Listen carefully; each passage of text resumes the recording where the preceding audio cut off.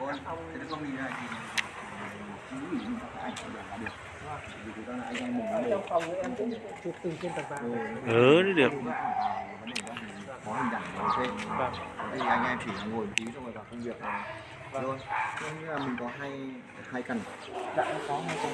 Căn này cả căn này như nào nhỉ? Em có căn ở bên Đức Thượng, Cao Xá Đức Thượng. Có thế này bây giờ là để mình cái đường này thì đi ra Đây anh đi được này. để mình ra ngó mình chụp cái rồi anh em ra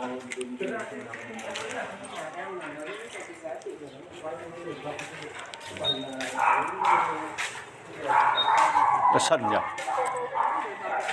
Ô tô vào vô tư để